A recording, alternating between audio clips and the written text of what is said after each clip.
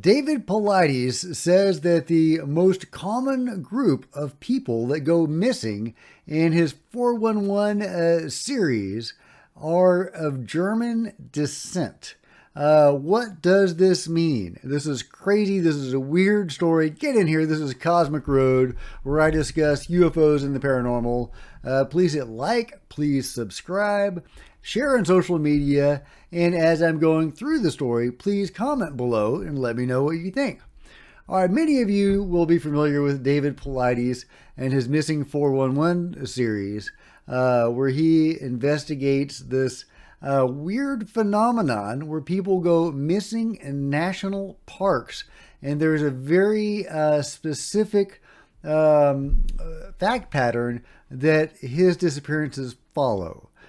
People are with a group, and all of a sudden people will turn around and that individual will be gone. And there will be a manhunt for that person, and nobody will be able to find them. Days will pass, and then the body will be discovered. Usually there's a body. The body will be discovered in an area that's already been searched multiple times. And often the bodies display weird things. All the blood drawn, for example. There was one case that he talks about where there was a woman whose so much blood was taken from her that the police could not find enough blood to even analyze. So, something weird is going on with the missing 411 cases. Well, a few days ago, he was being interviewed by George Norrie on Coast to Coast, a great show. I love that program. And he revealed some really interesting stuff.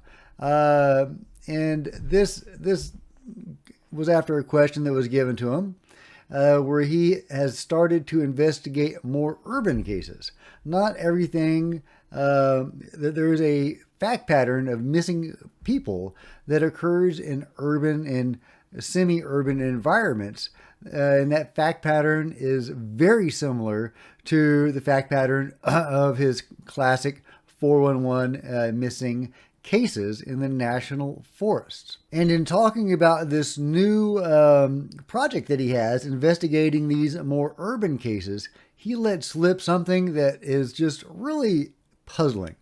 He said that the greatest percentage of people, by a good margin, the way he expressed it, were of German descent. Now, he seemed to be talking specifically about the urban cases that he is now investigating. It is unclear if he also meant the classic missing 411 cases in the national parks. So I believe he was just talking about the urban cases, but he didn't really address that. I did not hear if he said that.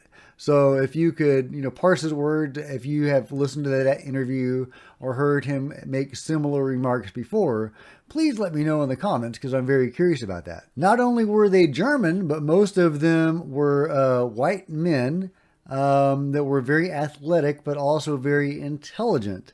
They had scholarships and so on, and they were young men in their prime. So what is that all about? What in the hell is going on?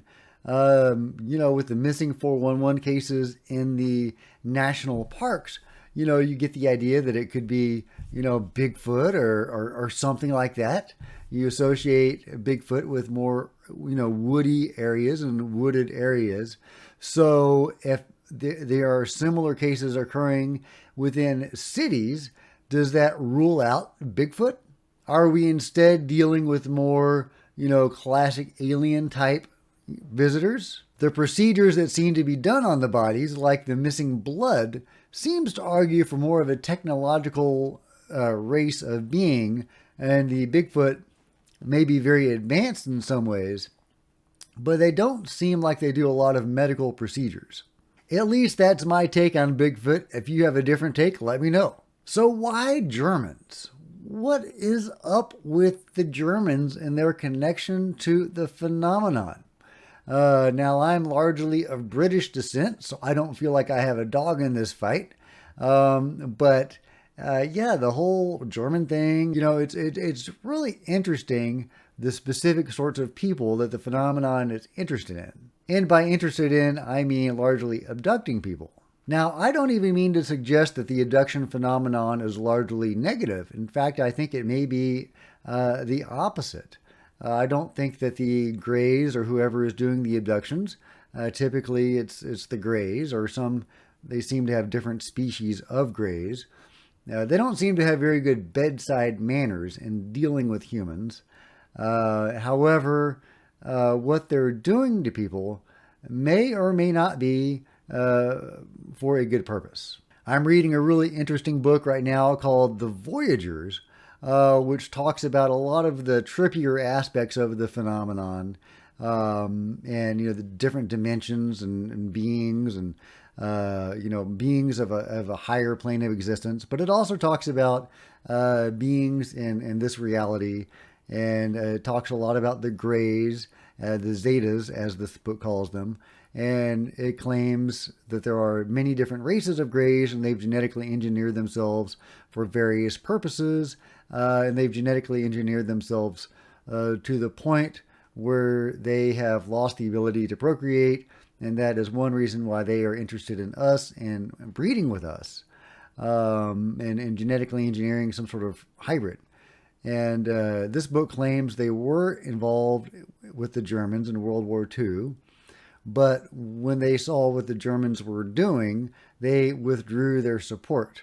But at the same time, they were also involved with the U.S. military and maybe one or two other militaries and governments around the world. Who knows, but it's fascinating. And this is certainly not the only, claim that the Germans were involved with the phenomenon, at least since World War II. There are so many different versions of events that have been suggested, and I'm not going to go through them all now. But there are there's a good amount of evidence that the Germans had some involvement with some beings in World War II. There's also evidence that the U.S. had involvement with beings, at least going back that far, if not World War I. But yeah, so the Germans, we've got, Operation High Jump, where they, Admiral Byrd in Antarctica. We've got Operation Paperclip, where they have come amongst the U.S. scientists in NASA and become embedded in our government. So there's a huge government, a huge German connection just to what we know. But there seems to be a great amount that we don't know. But in the research, the Germans come up again and again as having some sort of connection with the phenomenon, at least one or multiple races of beings, whether from this reality or beyond. Some people think it's them largely flying around in those flying saucers in the sky. That would certainly go with what Admiral Byrd said, or is reported to have said, upon leaving Antarctica, where he and two fleets of Navy warships went down to Antarctica for some unknown reason. It was supposedly an expedition, but I don't think you need two fleets of warships for an expedition. This seemed to be a military maneuver. And when he came back, he is reported to have said that the world needs to be on the lookout for a new enemy that could go from pole to pole in seconds. Many people believe that he and his people were going to make war on the Germans who had retreated to Antarctica at the end of World War II. Meanwhile, through Operation Paperclip, the Germans were becoming embedded in our government. The German scientists who may or may not have been working with the phenomenon. Basically, think of a real-life Hydra. Hydra was surely inspired by these events. And who knows, the real events could be even crazier than what's depicted in the Marvel movies. None of that seems to answer why so many of these missing people in the missing 411 urban cases would be of German descent. Is that because they started their hybrid program with the Germans and they're just trying to keep the same genetics? Or is there some completely different reason? There probably is, because if they were simply trying to keep their, the same genetics as they started the program with, Well, in abductee cases, they don't kill the abductees. Unfortunately, there are many deaths associated with the missing 411 cases. At any rate, it's very disturbing that these events, these missing 411 events, are not just confined to the national parks. They are also in urban areas. That is freaky and alarming. But the Germans and the German connection to the phenomenon comes up again and again in my research into the phenomenon, and I can't figure it out. There's so many different puzzle pieces, and there's some commonalities in these stories, but it just, I can't quite wrap my head around it. I can't get a straight answer because there are so many different versions of events. Which version is the real deal? Any of them?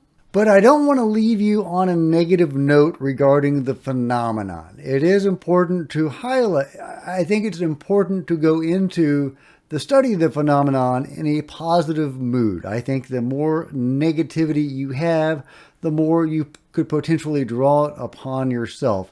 People that have interactions with the phenomenon, well, there's something called co-creating, where we co-create these events. And that sounds crazy, but this gets into the whole consciousness connection between us and the phenomenon. And there's a lot of evidence to suggest that we do co-create these experiences. That's outside the scope of this video. But since I have been talking about the alarming stuff, I also wanted to talk about the positive stuff.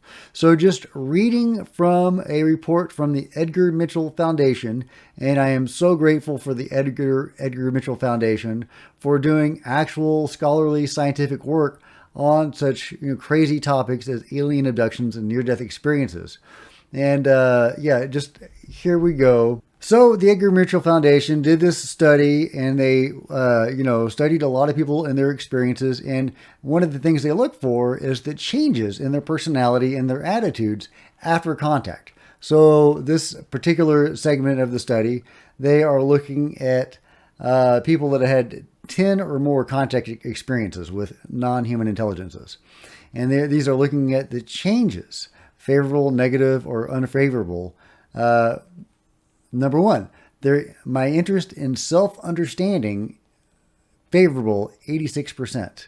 And this is the change from before. My appreciation of nature, 85%. Had a positive appreciation for nature, more than they had before. My concern with the welfare of the planet, 85%. My understanding of myself, 84%. My interest in the possibility of extraterrestrial life. My sense that there is some inner meaning to life. My understanding of what is life all about. Both of those are 81%. My interest in psychic phenomena, 81%. My spiritual feelings, 80%. My concern with spiritual matters, 80%. My desire to achieve a higher consciousness, 80%. So over 80% or more than 80% on each of those questions. This is how they changed from before their experiences. They had a greater appreciation of consciousness, of spirituality, and nature. That is fascinating, and that does not seem to me to indicate an overall negative trend for people's interaction with the phenomenon. Just something to keep in mind as we discuss these more spooky, negative parts of the phenomenon. The phenomenon is not monolithic. There's factions, there's groups, there's all sorts of different stuff going on. At least that's my take on it. But what's your take on it? Let me know in the comments below. This is some crazy stuff. We've got David Paulides saying the greatest percentage of people that are taken by whatever is taking people in the missing 411 phenomenon, at least in the urban cases, are German. What does that mean? What is the German involvement in the phenomenon? I don't get it. I don't understand, but I would love to hear your comments on it. Please let me know in the comments below. Also, if you could give this video a big thumbs up, I would super appreciate it. It'd be awesome. Also, comment below. Again, let me know what you think.